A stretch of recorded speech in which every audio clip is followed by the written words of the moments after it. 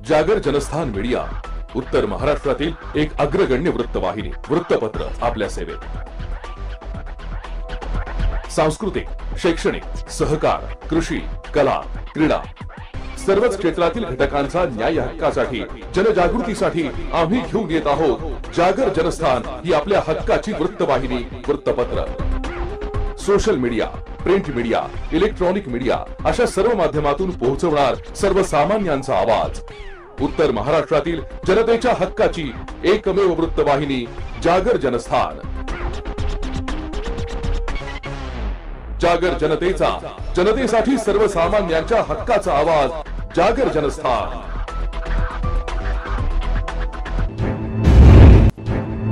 सर्वसामान्यांच्या हक्काचा आवाज, जागर जनस्थान। अखेर पोलीस दलातील राज्यातील बड्या पोलीस अधिकाऱ्यांच्या बदल्या झाल्यात। यात नाशिक विभागाचे विशेष पोलीस महानिरीक्षक बीजी शेखर पाटील यांची देखील बदली झाली आहे।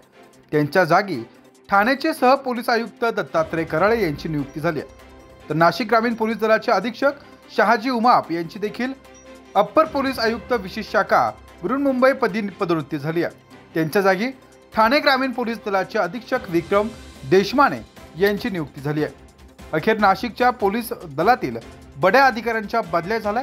नाशिक परिक्षेत्राचे विशेष पोलीस महानिरीक्षक बीजी शेखर व नाशिक ग्रामीणचे पोलीस अधीक्षक शहाजी उमाप यांची देखील पदोन्नती बदली झाली आहे। शहाजी उमाप यांनी पदभार स्वीकारल्यापासून नाशिक ग्रामीण मधील गुन्हेगारांना चांगलाच आळा बसला होता। अनेक ठिकाणच्या अवैध धंद्यांवर देखील त्यांनी कारवाई केली होती। अवैध धंदे हे त्यांच्या रडारवर होते।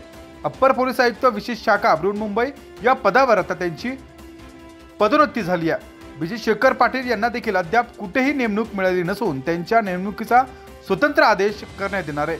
शेखर पाटील यांनी स्वतःची विशेष टीम बनवून 5 जिल्ह्यातील अनेक अवैध धंदे उद्ध्वस्त केले होते। त्यांच्या कारकिर्दीत परिक्षेत्रातील शांतता व सुव्यवस्था देखील अबाधित राहिली होती। मात्र नाशिकच्या विशेष पोलीस महानिरीक्षकपदी दत्तात्रय कराळे यांची तर पोलीस अधीक्षकपदी विक्रम देशमाने यांची नियुक्ती करण्यात आली आहे। सर्वसामान्यांच्या हक्काचा आवाज, जागर जनस्थान। त्यांना शांत झोप लागते। हेमंत सोरेन यांनी भाजप बरोबर संधान बांधण्यास नकार दिला। अत्यंत स्वाभिमानाने, बेडरपणे ते परिस्थितीला सामोरे जात आहेत। पण एका राज्याच्या लोकनियुक्त मुख्यमंत्र्याच्या संदर्भात अशी कारवाई करणं, बरं का, हे कितपत योग्य आहे? त्यांची चौकशी करू शकता, त्यांची तुम्ही चौकशी करू शकता, त्यांच्यावरती काही आरोप असतील तर आरोपपत्र टाकू शकता। इतर अनेक मार्ग आहेत कायदेशीर, पण एका सुडानं कारवाई करणं ते फक्त आपल्या विरोधामध्ये आहेत म्हणून ही या देशाच्या लोकशाहीची दुर्दशा आहे। दुसरीकडे अशा सगळ्यांना नोटीस येतील, अटका केल्या जातील। प्रकाश आंबेडकर कसं आहे, प्रकाश आंबेडकर म्हणतात की AICC कडनं अजून आम्हाला अधिकृत पत्र आलेलं नाहीये आणि त्यामुळे आघाडीत आमचा समावेश आहे असं आम्ही सध्या तरी समजत नाही। 2 तारखेच्या बैठकीला माननीय प्रकाश आंबेडकर उपस्थित राहत आहेत असं त्यांनी कळवलेलं आहे। त्या महाविकास आघाडीचे निर्णय घेण्याचा अधिकार काँग्रेसकडून नाना पटोले, बाळासाहेब थोरात, अशोकराव चव्हाण असे प्रमुख नेते आहेत। शिवसेनेचे पक्षप्रमुख उद्धव ठाकरे आहेत आणि राष्ट्रवादी काँग्रेसचे माननीय शरद पवार जी, या सगळ्यांनी त्यांना अधिकृतपणे त्यांच्या सांगण्यावरून महाविकास आघाडीमध्ये समाविष्ट करून घेतलेला आहे। त्या संदर्भातलं एक रिसर पत्र आम्ही काल त्यांना दिलेलं आहे। त्यानंतर आमचा आणि त्यांची चर्चा झाली आणि 2 तारखेला आम्ही सकाळी एकत्र बैठकीला बसतो आहोत। ठाकरेंच्या आमदारांना निधी न देण्याच्या सूचना दिल्या आहेत असा आरोप अजय चौधरी यांनी केला। खरं आहे, ते खरं आहे। महाराष्ट्राची तिजोरीची लूट आधी खोक्यांच्या रूपानं झाली, आता निधीच्या रूपानं होत आहे।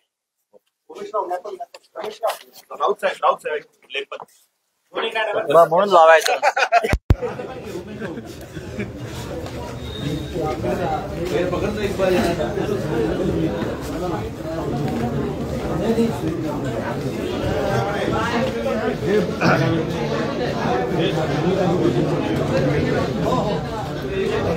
अच्छा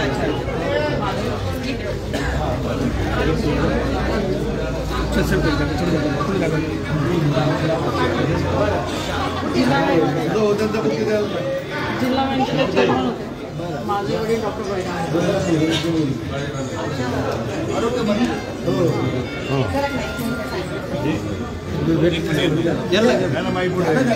अगर त्यांचं होतं ना तुमच्या पक्षाचं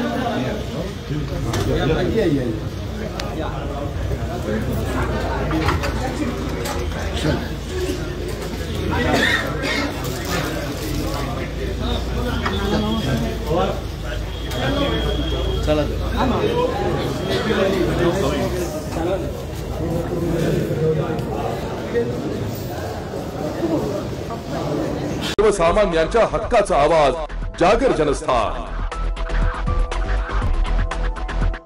मनसे अध्यक्ष राज ठाकरे हे नाशिकमध्ये दाखल झाले। राज ठाकरे यांचं मनसैनिकांच्या माध्यमातून जंगी स्वागत देखील करण्यात आलं। राज ठाकरे हे नाशिक दौऱ्यावर आहे। आगामी लोकसभा निवडणुकींच्या पार्श्वभूमीवर राज ठाकरे यांचा हा दौरा निर्णायक ठरणार आहे। राज ठाकरे यांचं नाशकात मनसैनिकांच्या वतीने जंगी स्वागत करण्यात आले।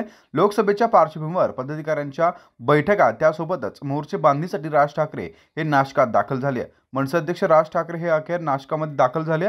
मनसे अध्यक्ष राज ठाकरे यांच्या दौऱ्यात पदाधिकाऱ्यांना राज ठाकरे हे काय सूचना देणार, त्यासोबत काय मार्गदर्शन करणार हे देखील पाहणं महत्त्वाचं ठरणार आहे। मात्र येणाऱ्या लोकसभा निवडणुकीच्या पार्श्वभूमीवर महाराष्ट्र नवनिर्माण सेना पुन्हा एकदा नाशिकमधून लोकसभेचा उमेदवार देखील देणार असल्याची चर्चा आहे। याच अनुषंगाने राज ठाकरे हे नाशिकमध्ये दाखल झाले। मात्र राज ठाकरे यांचा हा दौरा महत्त्वाचा मानला जातोय। राज ठाकरे यांचा नाशिकमध्ये जंगी स्वागत हे पदाधिकाऱ्यांच्या माध्यमातून करण्यात आलंय। राज ठाकरे यांच्या नाशिक शहर आणि ग्रामीण भागातील पदाधिकाऱ्यांसोबत बैठका देखील होणार आहे। मात्र या बैठकीतून राज ठाकरे हे पदाधिकाऱ्यांना काय मार्गदर्शन करणार हे देखील पाहणं महत्त्वाचं ठरणार आहे। नाशिकमध्ये राज ठाकरे यांच्यासोबत अमित ठाकरे देखील आहेत। त्यासोबत मनसेचे अनेक पदाधिकारी देखील राज ठाकरे यांच्यासोबत नाशिकमध्ये दाखल झाले। जागर जनस्थानसाठी शुभम बोडके पाटील, नाशिक। सर्वसामान्यांच्या हक्काचा आवाज जागर जनस्थान। नाशिक रोड शिवजयंतीच्या निमित्तानं सर्वपक्षीय शिवजन्मोत्सव समितीच्या माध्यमातून नाशिक रोड येथील छत्रपती शिवाजी महाराज पुतळा सभावती सजावट व सुशोभीकरण रंगमंच उभारण्याचा कार्यक्रमाचा शुभारंभ करण्यात आलाय। या निमित्तानं संपूर्ण नाशिक रोड परिसर भगवामय करण्यात आलाय। ठिकठिकाणी कमानी व प्रवेशद्वार देखील उभारण्यात येणार आहे। या निमित्तानं नाशिक रोडकरांना सांस्कृतिक कार्यक्रमांची मेजवानी देखील मिळणार आहे। नाशिक रोड येथील छत्रपती शिवाजी महाराज पुतळा या ठिकाणी सुनील समजीकर यांच्या मार्गदर्शनाखाली लाल किल्ल्याचा देखावा व रंगमंच उभारण्यात येणार आहे। या कामाचा शुभारंभ विधिवत पूजा करून करण्यात आला आहे। आकर्षक व लक्षवेधी ठरणारे रंगमंच असणार आहे। यावेळी शिवजन्मोत्सव सोहळा संयोजक समितीचे अध्यक्ष शिवाजी हंडोरे, ज्योती हंडोरे, कार्याध्यक्ष बाळासाहेब म्हस्के, सीमा म्हस्के, उपाध्यक्ष सुनील पाटोळे, आरती पाटोळे, सरचिटणीस संदीप वाळके, अर्चना वाळके, उपाध्यक्ष मंगेश पवार, खजिनदार नितीन पाटील, चिटणीस जयेश अरिंगळे यांच्या हस्ते विधिवत पूजा करण्यात आली आहे। जय जिजाऊ जय शिवराव। ऐतिहासिक सर्वपक्षीय शिवजन्मोत्सव सोहळा नाशिक रोड जेल रोड यांच्या वतीने आज जो 2024चा देखावा आहे त्याचं भूमिपूजन झालं आणि त्यात सर्व पक्षाचे मान्यवर, सामाजिक, शैक्षणिक, सांस्कृतिक, धार्मिक आदी क्षेत्रातील मान्यवर उपस्थित झाले। सर्वप्रथम मी समितीच्या वतीने त्यांचं हार्दिक स्वागत करतो आणि एवढ्या मोठ्या संख्येने उपस्थित राहिले त्याबद्दल त्यांचे आभारही मानतो। 2024ची संकल्पना ही महिला थीम असल्या कारणाने गेल्या अनेक वर्षांमधनं जे छत्रपती शिवाजी महाराजांना अभिप्रेत असलेली जयंती ही होतीच आहे, परंतु 2018 पासून जे नाशिक रोड, नाशिक जिल्हा आणि महाराष्ट्रभर ज्या समितीचं ऐतिहासिक नाव झालं तर त्याचं कारणही तसं आहे की 2018 पासून सर्व पक्षाचे मान्यवर पदाधिकाऱ्यांनी एकत्र येऊन ह्या सोहळ्याची सुरुवात केली आणि त्यातले दोन मुख्य कारण असे आहेत की सर्व पक्ष एकत्र येणं आणि दुसरी गोष्टी कुणाकडेही बळजबरीनं जो काही विधी लागतो तो बळजबरीने न मागणं। स्वखुशीने राजांच्या जयंतीत राजांच्या कार्यास लोक स्वखुशीने निधी ही जमा करत असतात, परंतु आपण त्यांना सभासद व नाव दिलेलं आहे आणि त्या प्रमाणात ते सभासद म्हणून फी जमा करत असतात आणि म्हणून नेत्यांबरोबर, सामाजिक कार्यकर्त्यांबरोबर जे या समितीला जे सभासद म्हणून मदत करता ह्यामध्ये तो घटक अत्यंत महत्वाचा आहे आणि अत्यंत वातावरणात आनंदात, पारदर्शकतेत, उत्साहात हा शिवजन्मोत्सव सोहळा न राहता गेल्या 7 वर्षापासून हा लोक उत्सव झालेला आहे। याचा हा आम्हा सर्व समन्वयकांना, नाशिकमधील सर्व शिवभक्तांना याचा अभिमान वाटतोय। दुसरी अजून महत्वाची गोष्ट की महिला थीम असल्या कारणाने पक्षामध्ये जसं आरक्षण असतं त्या वर्षी आपण ह्या वर्षी ही महिला संख्या जास्त वाढावी याकरता महिलांना आपण जे इतर सभासदांकडनं 12,000 रुपये घेतो, परंतु महिलांकडनं आपण या वर्षीपासून 6,000 रुपये हे सभासद फी म्हणून घेत आहोत आणि त्यातही महिलांचा मोठा संख्या वाढलेली आहे। याचा देखील आम्हा समितीनं त्याचा अभिमान आहे। निश्चितच आई आणि बहीण, बायको, मुलगी, आजी, आत्या, मावशी यांचा हा आशीर्वाद असतो, म्हणूनच या गोष्टी होत असतात आणि तोच हा शिवजन्मोत्सव सोहळा समितीला आया बहिणींचा मोठ्या प्रमाणात आशीर्वाद मिळत आहेत, म्हणून हा शिवजन्मोत्सव लोकमहोत्सव झालेला आहे। यावेळी व्यापारी बँकेचे अध्यक्ष दत्ता गायकवाड, निवृत्ती अरिंगळे, माजी आमदार योगेश घोलप, शोभा बच्चाव, सहाय्यक पोलीस आयुक्त बारी, वरिष्ठ पोलीस निरीक्षक रामदास शेळके, जितेंद्र सबकाळे, राजू लवटे, जगदीश गोडसे यांसह सर्व पक्षीय पदाधिकारी, कार्यकर्ते मोठ्या संख्येने यावेळी उपस्थित होते। जागर जनस्थानसाठी संदीप नवसे, नाशिक रोड। सर्वसामान्यांच्या हक्काचा आवाज, जागर जनस्थान। खोडेगाव ग्रामपंचायतीतील कामात भ्रष्टाचार झाल्याचं नागरिकांना आरोप केलाय। केंद्रीय यंत्रणेच्या माध्यमातून चौकशी करण्यासाठी गावकऱ्यांनी मागणी केली आहे। छत्रपती संभाजीनगर या जिल्ह्यातील खोडेगाव ग्रामपंचायत येथील कामात भ्रष्टाचार झाल्याचे आरोप स्थानिक नागरिकांनी केले असून सदर कामांची केंद्रीय यंत्रणेच्या माध्यमातून चौकशी व्हावी अशी मागणी देखील आता समस्त गावकऱ्यांनी केली आहे। 27 जानेवारीपासून ऋषिकेश विद्याधर ढगे व समस्त गावकऱ्यांच्या वतीने आमरण अन्नत्याग उपोषण सुरू करण्यात आले आहे। मागण्या मान्य होईपर्यंत हे उपोषण सुरू असणार आहे। गावकऱ्यांनी देखील अशा संदर्भातील माहिती देखील दिली आहे। मात्र घोडेगाव ग्रामपंचायत अंतर्गत झालेल्या कामांची केंद्रीय स्तरीय चौकशी व्हावी या मागणीसाठी आमरण अन्नत्याग उपोषण सुरू केले। महाराष्ट्र शासनाच्या रोजगार हमी योजनेच्या अंतर्गत ही कामे झाली असून ही कामं नियमबाह्य झाल्याचा आरोप यावेळी गावकऱ्यांनी केला। या कामानंतर भ्रष्टाचार झाला असून संबंधित कंत्राटदारांवर नियमानुसार कारवाई करावी अशी मागणी देखील आता गावकऱ्यांच्या वतीने करण्यात येते। नमस्कार, मी ऋषिकेश विद्याधर ढगे, राहणार खोडेगाव, तालुका जिल्हा छत्रपती संभाजीनगर। मी खोडेगाव येथे 27 जानेवारी 2024 पासून आमरण अन्नत्याग उपोषणाला बसलेलो आहे। उपोषणाचं मूल फलित असं की गावातील लोकांना, एक गोरगरीब लोकांना योग्य न्याय देण्यासाठी रोजगार हमी योजनेअंतर्गत चालू असलेला भ्रष्टाचार, लोकांना विहिरीसाठी मागितले जाणारे पैसे, गायगोठ्यासाठी मागितले जाणारे पैसे, मस्टर भरण्यासाठी मागितले जाणारे पैसे, हे सगळे मुद्दे असून केंद्र शासन आणि राज्य शासनाअंतर्गत होणारे कामात मोठ्या प्रमाणात भ्रष्टाचार झाला असून त्याविरोधात आवाज उचलण्यासाठी मी माझं आमरण अन्नत्याग उपोषण सुरू केलं आहे। संबंधित उपोषणाची माहिती स्थानिक प्रशासनाला कळवली असून माननीय जिल्हाधिकारी, मुख्य कार्यकारी अधिकारी, गट विकास अधिकारी यांना याबाबत कल्पना देण्यात आली आहे।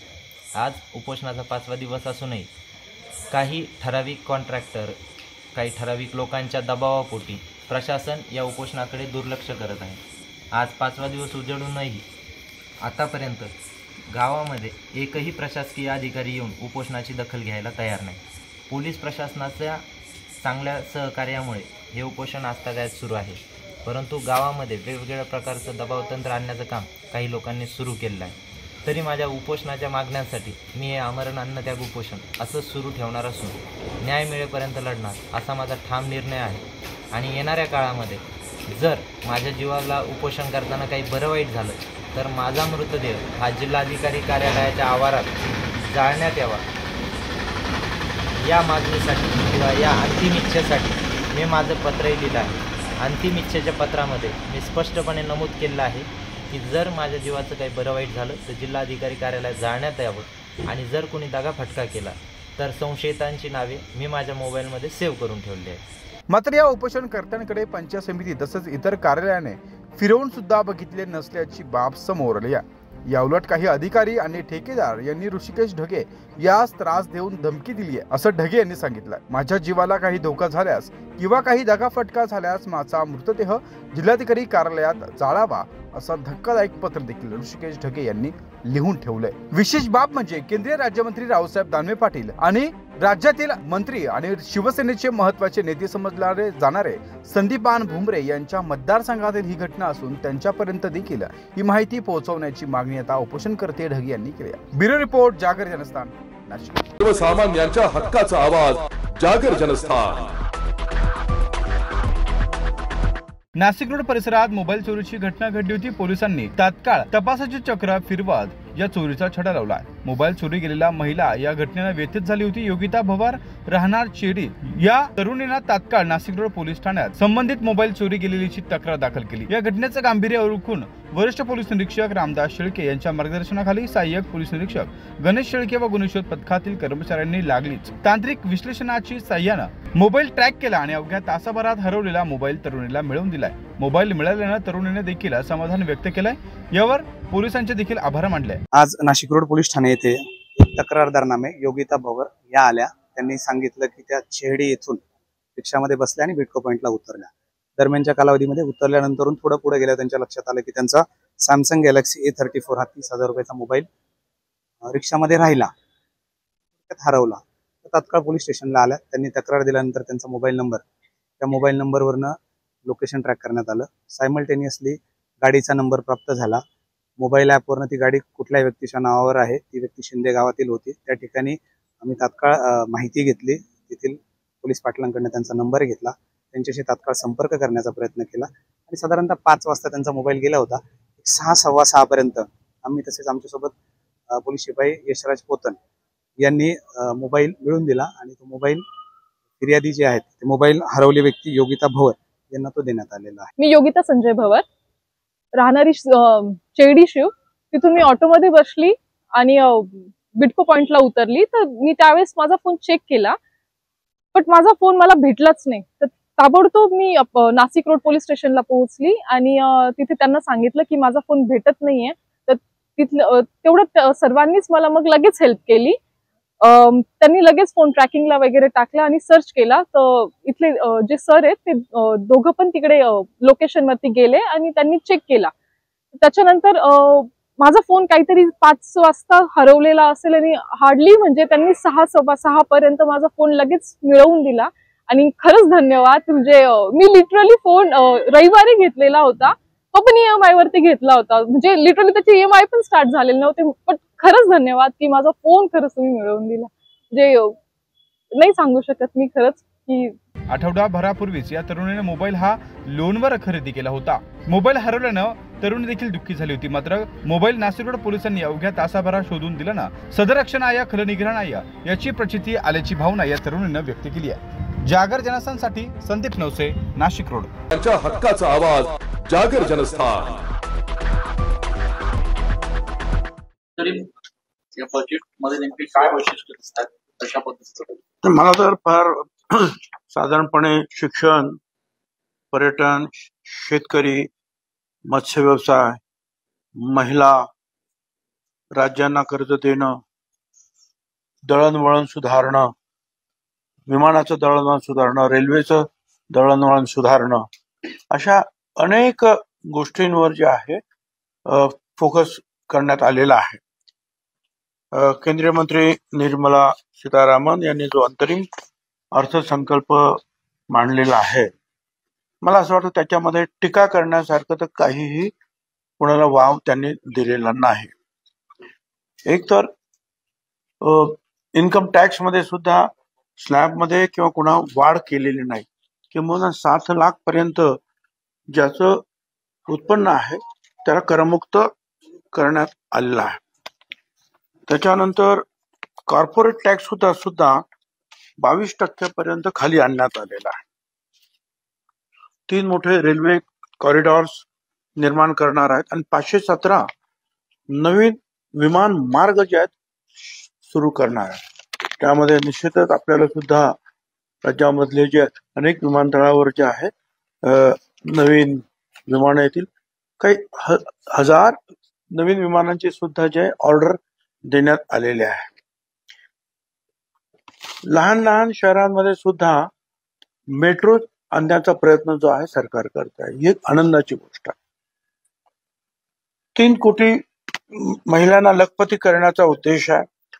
मत्स्य विभाग आपल्या महाराष्ट्राला 750 किलोमीटरचा समुद्र किनारा लाभलेला आहे आणि तो व्यवसाय वाढण्यासाठी त्याच्यामध्ये लक्षावधी रोजगार निर्माण होण्यासाठी फार मोठ्या प्रमाणावर आर्थिक सहाय्य देण्यात येत आहे। संरक्षणाकडे सुद्धा दुर्लक्ष केलेलं नाही.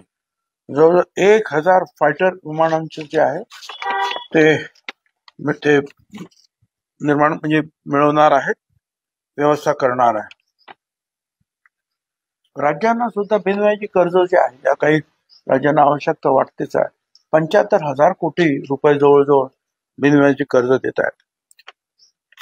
80 कोटी लोकांना मोफत धान्य देण्याचा कार्यक्रम सुद्धा त्यांनी जाहीर केलेला आहे आणि तो त्यातून सुद्धा गरिबांना धान्य मिळत राहणार आहे. फूड प्रोसेसिंग जे आहे ते वाढावं, याच्यासाठी सुद्धा या व्यवसायाला त्यांनी आर्थिक सहाय्य देऊ केलेलं आहे. 4 कोटी शेतकऱ्यांना पीक विमा अंतर्गत जो आहे फायदा देण्यासाठी ते काम करतात.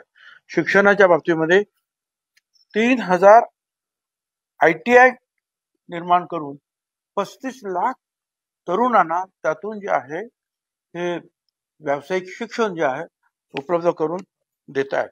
आणि प्रत्येक जिल्ह्यात मेडिकल कॉलेज करण्याचा त्यांनी जे ठरवलेला आहे त्याचा सुद्धा उपयोग, कारण प्रत्येक मेडिकल कॉलेज बरोबर हॉस्पिटल सुद्धा येणार आहे पूर्णपणे, तर त्याचा सुद्धा उपयोग फार मोठ्या प्रमाणात होणार आहे. पर्यटनाच्या बाबतीमध्ये सुद्धा त्यांनी पाहिलेलं आहे की हे जे आहे पेट्रोल डिझेल हे व्हेकल्स वाढतायत, गाड्या वाढतात, त्याच्यामुळे सुद्धा पर्यटन म्हणजे प्रदूषण वाढतंय. म्हणून इलेक्ट्रिक वाहनं जे आहे त्याचा वापर वाढावा, यासाठी सुद्धा त्यांनी जे सवलत द्यायचं ठरवलेलं आहे. तरुणांना सक्षमीकरण करण्यासाठी जे कर्ज द्यायचं त्याच्यात 22 लाख कोटी रुपये जे आहे त्यांनी कर्ज देण्याचं ठरवलेलं आहे. त्याच्यामुळे ज्या तरुणांना उद्योग करायचा आहे, उद्योगात पदार्पण करायचं आहे, त्यांच्या दृष्टीने सुद्धा जे आहे मोठी घोषणा आहे.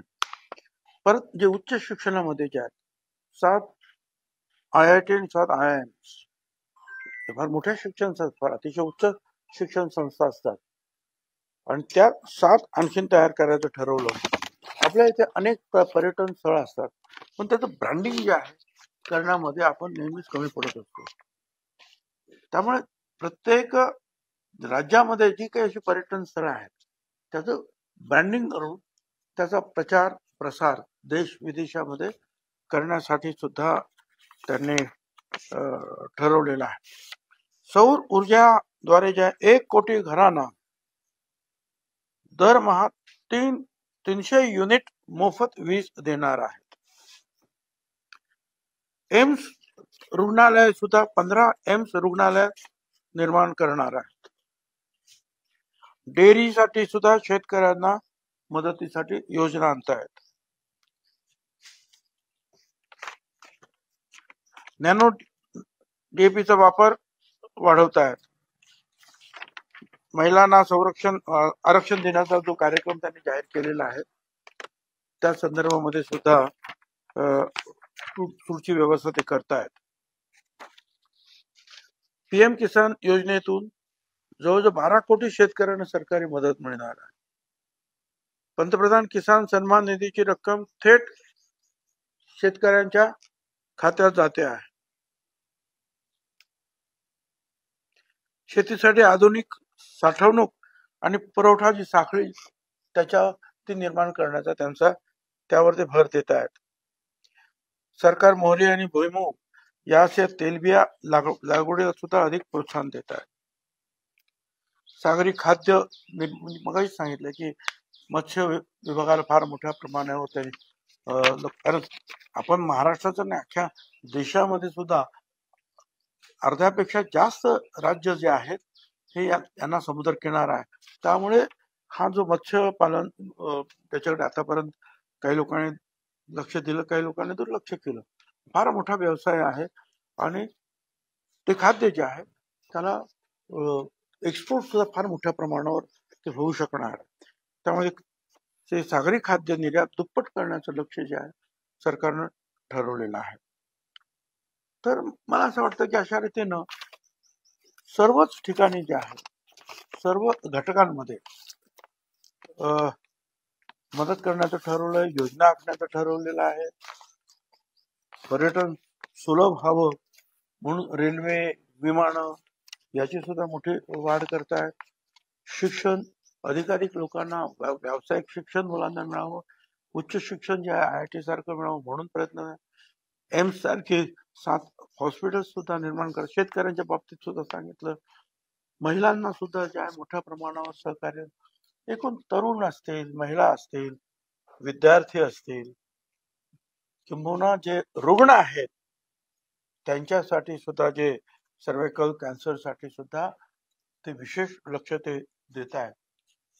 तर सर्वच ठिकाणी, सर्व शहरांमध्ये सुद्धा दळणवळण आणखी वाढावं. त्याच्यामुळं त्यासाठी मगाशी सांगितल्याप्रमाणे मेट्रोची लहान लहान शहरामध्ये सुद्धा मेट्रो आणण्याचा त्यांचा प्रयत्न आहे. या सगळ्या योजना अतिशय चांगल्या आहेत.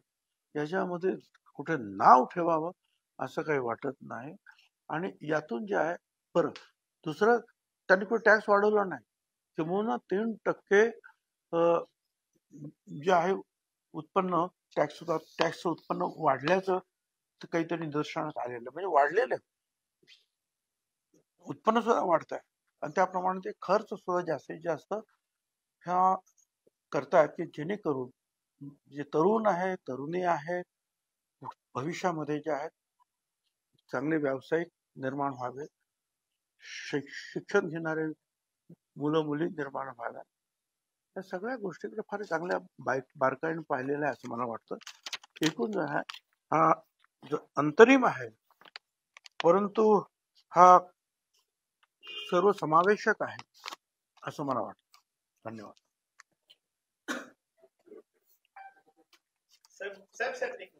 मनोज जरांगे पाटलांनी असं म्हटलंय काय आता हे तुमचं बाकीच चाललेलं आहे ना, तर मनोज जरांगे कुठे काय मिळाल्याच्या नंतर बघा म्हणून आम्हीच खरे ओबीसी आहोत आणि आपल्याला. अरे आता हे तुमचं चाललेलं आहे, त्याच्यात कुठे तुम्ही घेणार? तुम्ही काय घेणार त्याच्यानंतर परत या, बोलेल मी. आता हेच चालणार ना.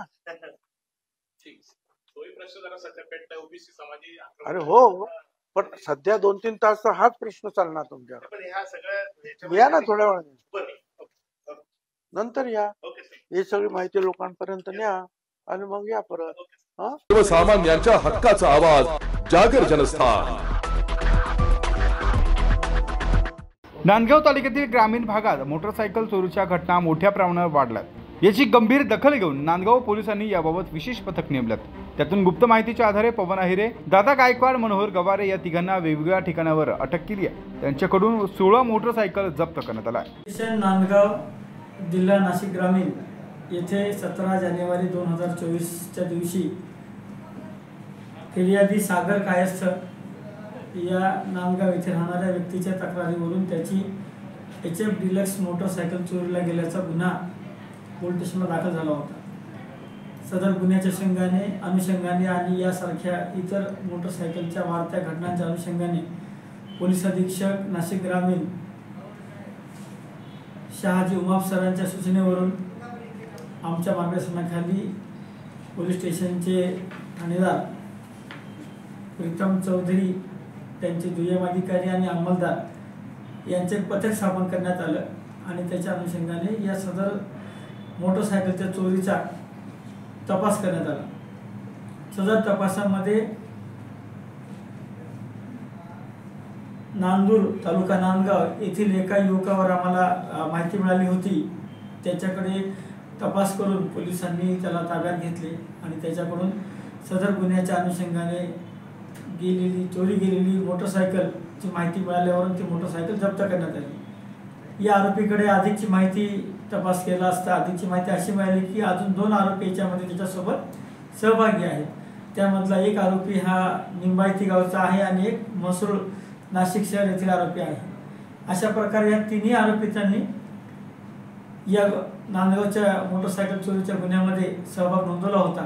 आणि या तिघांकडे देखील अधिक तपास केल्यावरून लक्षात आले की यांनी इतर 15 मोटरसायकल देखील चोरलेल्या आहेत. आणि त्या चोरलेल्या इतर 15 मोटरसायकली आणि सदरच्या 17 जानेवारी 2024च्या गुन्ह्यातील मोटरसायकल अशा एकूण 16 मोटरसायकल नांदगाव पोलिसांनी या 3 आरोपितांकडून जप्त केलेल्या आहेत. तिन्ही आरोपितांचे वय हे 18 वर्षापेक्षा वरचे आहे. याच्यामध्ये बघण्यासारखी गोष्ट अशी आहे की तिन्ही आरोपी हे अल्प उत्पन्न गटातील कुटुंबातील आहे. यांच्या कुटुंबाची पार्श्वभूमीमध्ये हे तिन्ही मुलं व्यसनाच्या अधीन गेलेले आहेत आणि ते आपलं व्यसन पूर्ण करण्याकरिता अशा प्रकारे मोटरसायकल चोरी करणे, चोरलेली मोटरसायकल 5 ते 10 हजार रुपयाला, या मोटरसायकलचे कोणते कागदपत्र नसल्यामुळे इतर गरजू नागरिकांना ते मोटरसायकल तोंडी विकायची आणि गरजू नागरिक ते मोटरसायकल त्यांच्याकडून घ्यायची आणि वापर करायची। तरी अशा प्रकारे हे पकडलेल्या 16 मोटरसायकली आहेत, त्यातील नांदगाव पोलीस स्टेशनकडील 4,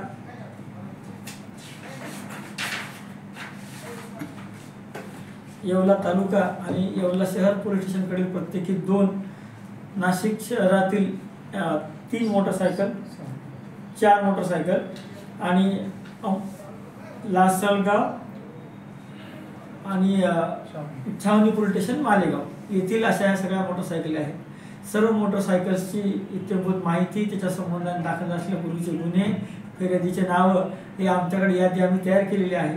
आम्ही त्या संबंधितांना योग्य कायदेशीर प्रक्रिया पूर्ण करून वाहनं परत सुद्धा देणार आहोत। आमची नागरिकांना आव्हान आहे की अशा पद्धतीने कागदपत्र नसणारी वाहने आपल्याला कोणी कमी रकमेमध्ये विकत असेल आणि त्याची कागदपत्रे आता देतो नंतर देतो अशा प्रकारे आपल्याला खोटं सांगत असेल तर ती नक्कीच ते वाहन चोरीचं आहे असे आपण समजावे आणि तात्काळ नजीकच्या पोलिसांना संपर्क करावा। सदर प्रकरणामध्ये अशा प्रकारे गेल्या 5-6 महिन्यामध्ये गेलेल्या मोटरसायकलच्या अनुषंगाने मोठी कारवाई नांदगाव पोलिसांकडून झाल्यामुळे आगामी काळामध्ये मोटरसायकल चोरीचं प्रमाण कमी होईल अशी आम्हाला खात्री आहे। या प्रकारे नांदगाव पोलिसांनी केलेल्या कामगिरीचं माननीय पोलीस अधीक्षक सरांनी कौतुक केलं आहे। अजून काही मोटरसायकल जप्त होण्याची देखील शक्यता पोलिसांनी व्यक्त केली आहे। या कारवाईबद्दल नांदगाव पोलिसांचे सर्वत्र कौतुक होत आहे। जागर जनस्थानसाठी अमीन शेख, नांदगाव। सर्वसामान्यांच्या हक्काचा आवाज, जागर जनस्थान। नांदगाव तालुक्यातील ग्रामीण भागात मोटरसायकल चोरीच्या घटना मोठ्या प्रमाणावर वाढल्यात। याची गंभीर दखल घेऊन नांदगाव पोलिसांनी याबाबत विशेष पथक नेमल्यात। त्यातून गुप्त माहितीच्या आधारे पवन अहिरे, दादा गायकवाड, मनोहर गवारे या तिघांना वेगवेगळ्या ठिकाणावर अटक केली आहे। त्यांच्याकडून 16 मोटरसायकल जप्त करण्यात आला आहे। नांदगाव जिल्हा नाशिक ग्रामीण येथे 17 जानेवारी 2024च्या दिवशी फिर्यादी सागर कायस्थ या नांदगाव येथे राहणाऱ्या व्यक्तीच्या तक्रारीवरून त्याची HF डिलक्स मोटरसायकल चोरीला गेल्याचा गुन्हा पोलीस स्टेशनला दाखल झाला होता। सदर गुन्ह्याच्या अनुषंगाने आणि यासारख्या इतर मोटरसायकलच्या वाढत्या घटनांच्या अनुषंगाने पोलीस अधीक्षक नाशिक ग्रामीण शहाजी उमाप सरांच्या सूचनेवरून आमच्या मार्गदर्शनाखाली पोलीस स्टेशनचे ठाणेदार प्रीतम चौधरी, त्यांचे दुय्यम अधिकारी आणि अंमलदार यांचे पथक स्थापन करण्यात आलं आणि त्याच्या अनुषंगाने या सदर मोटरसायकलच्या चोरीचा तपास करण्यात आला। सदर तपासामध्ये नांदूर तालुका नांदगाव येथील एका युवकावर आम्हाला माहिती मिळाली होती। त्याच्याकडे तपास करून पोलिसांनी त्याला ताब्यात घेतले आणि त्याच्याकडून सदर गुन्ह्याच्या अनुषंगाने चोरी गेलेली मोटरसायकलची माहिती मिळाल्यावरून ती मोटरसायकल जप्त करण्यात आली। या आरोपीकडे अधिकची माहिती तपास केला असता अधिकची माहिती अशी मिळाली की अजून 2 आरोपी याच्यामध्ये त्याच्यासोबत सहभागी आहेत। त्यामधला एक आरोपी हा निंबायती गावचा आहे आणि एक म्हसरूळ नाशिक शहर येथील आरोपी आहे। अशा प्रकारे या तिन्ही आरोपितांनी या नांदगावच्या मोटरसायकल चोरीच्या गुन्ह्यामध्ये सहभाग नोंदवला होता आणि या तिघांकडे देखील अधिक तपास केल्यावरून लक्षात आले की यांनी इतर 15 मोटरसायकल देखील चोरलेल्या आहेत आणि त्या चोरलेल्या इतर 15 मोटरसायकली आणि सदरच्या 17 जानेवारी 2024च्या गुन्ह्यातील मोटरसायकल अशा एकूण 16 मोटरसायकल नांदगाव पोलिसांनी या 3 आरोपितांकडून जप्त केले आहेत। तिन्ही आरोपितांचे वय हे 18 वर्षापेक्षा वरचे आहे। याच्यामध्ये बघण्यासारखी गोष्ट अशी आहे की तिन्ही आरोपी हे अल्पोत्पन्न गटातील कुटुंबातील आहे। यांच्या कुटुंबाची पार्श्वभूमीमध्ये हे तिन्ही मुलं व्यसनाच्या अधीन गेलेले आहेत आणि ते आपलं व्यसन पूर्ण करण्याकरिता अशा प्रकारे मोटरसायकल चोरी करणे, चोरलेली मोटरसायकल 5 ते 10 हजार रुपयाला, या मोटरसायकलचे कोणते कागदपत्र नसल्यामुळे इतर गरजू नागरिकांना ते मोटरसायकल तोंडी विकायची आणि गरजू नागरिक ते मोटरसायकल त्यांच्याकडून घ्यायची आणि वापर करायची। तरी अशा प्रकारे हे पकडलेल्या 16 मोटरसायकली आहेत, त्यातील नांदगाव पोलीस स्टेशनकडील 4,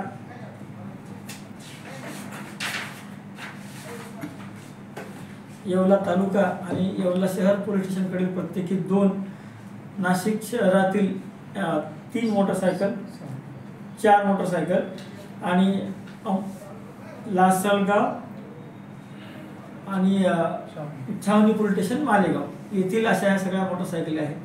सर्व मोटरसायकल्सची इत्यंभूत माहिती, त्याच्या संबंधाने दाखल असलेले पूर्वीचे गुन्हे, फिर्यादीचे नावं हे आमच्याकडे यादी आम्ही तयार केलेली आहे. आम्ही त्या संबंधितांना योग्य कायदेशीर प्रक्रिया पूर्ण करून वाहनं परत सुद्धा देणार आहोत. आमची नागरिकांना आव्हान आहे की अशा पद्धतीने कागदपत्र नसणारी वाहने आपल्याला कोणी कमी रकमेमध्ये विकत असेल आणि त्याची कागदपत्रे आता देतो नंतर देतो अशा प्रकारे आपल्याला खोटं सांगत असेल तर ती नक्कीच ते वाहन चोरीचं आहे असे आपण समजावे आणि तात्काळ नजीकच्या पोलिसांना संपर्क करावा. सदर प्रकरणामध्ये अशा प्रकारे गेल्या 5-6 महिन्यामध्ये गेलेल्या मोटरसायकलच्या अनुषंगाने मोठी कारवाई नांदगाव पोलिसांकडून झाल्यामुळे आगामी काळामध्ये मोटरसायकल चोरीचं प्रमाण कमी होईल अशी आम्हाला खात्री आहे. या प्रकारे नांदगाव पोलिसांनी केलेल्या कामगिरीचं माननीय पोलीस अधीक्षक सरांनी कौतुक केलं आहे. अजून काही मोटरसायकल जप्त होण्याची देखील शक्यता पोलिसांनी व्यक्त केली आहे. या कारवाईबद्दल नांदगाव पोलिसांचे सर्वत्र कौतुक होत आहे. जागर जनस्थानसाठी अमीन शेख, नांदगाव. सर्वसामान्यांच्या हक्काचा आवाज, जागर जनस्थान.